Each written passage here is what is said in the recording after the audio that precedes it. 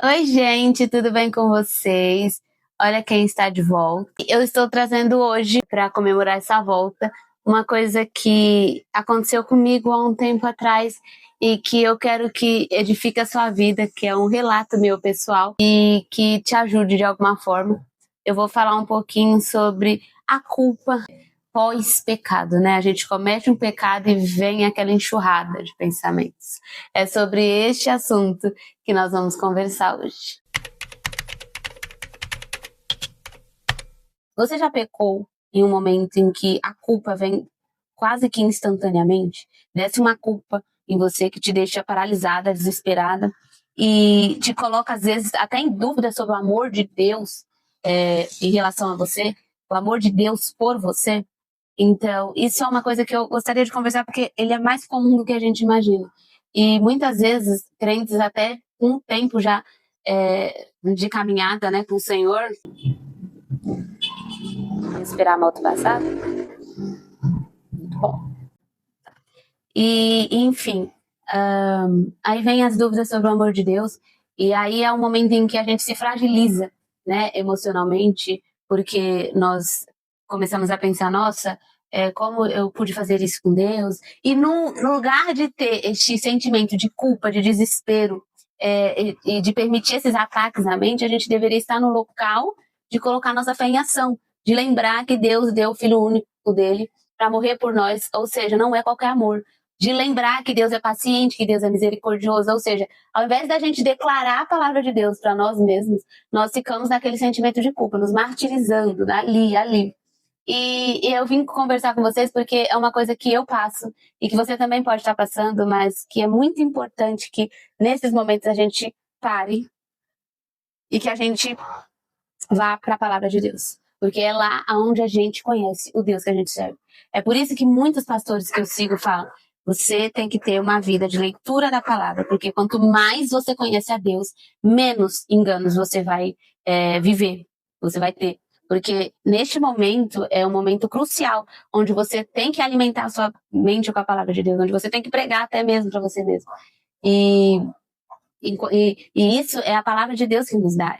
Esse discernimento é a palavra de Deus que nos dá. Então, nesses momentos, a gente tem que falar: não, tudo bem, fiz algo errado e tudo, mas isso não muda o amor de Deus, porque o amor de Deus é independente do que eu faço, é independente de eu ter obedecido a Ele ou não, é independente de eu ter pecado ou não. O amor dele é imutável, o amor dele não muda.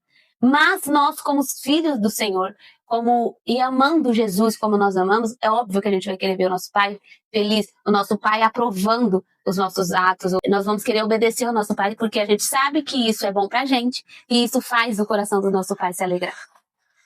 Então, eu lembro que há uns dias atrás eu vivi uma situação como essa. E então, quando eu percebi que dentro de mim estava sendo tomado pela culpa de pensar assim: eu sou fracassada, como que Deus vai confiar em mim de novo? Porque eu falo uma coisa, não faço isso, faço outra coisa, e vivo nessa inconstância, Deus vai desistir de mim. E, gente, isso é uma coisa tão diabólica que a gente vive, porque se a gente for pensar em todos os processos que a gente já venceu, enquanto a gente já mudou, né, em muitas áreas, em muitas questões, desde o momento em que a gente se permitiu ser moldado por Deus, a gente vê que a gente precisa de paciência com a gente e que a gente precisa entender que somos pecadores e que Deus é o maior interessado que a gente se transforme, a gente seja moldado em pessoas melhores. Então, eu lembro que quando veio esse sentimento e eu já estava sendo tomada por ele, eu me lembrei: não, calma, o perdão ainda está liberado para mim, é só eu pedir perdão.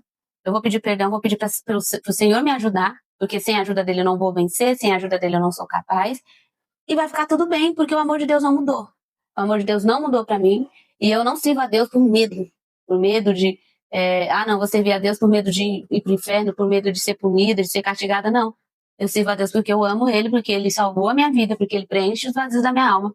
Então, assim, é essa mentalidade que a gente tem que ter. E lembrei: não, o amor de Deus não vai mudar. O amor de Deus é o mesmo.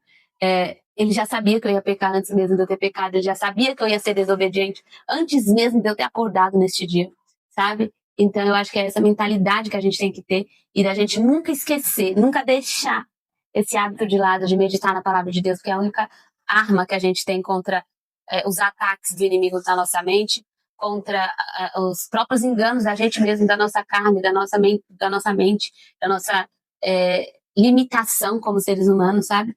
Então, eu acho isso foi muito legal, porque no outro dia, quando eu acordei e eu orei, pedi perdão pro Senhor e falei, Senhor, eu sei que nada disso muda o teu amor por mim, mas eu quero ser a filha que agrada o teu coração. Aí eu lembro que o Senhor colocou na minha mente o louvor.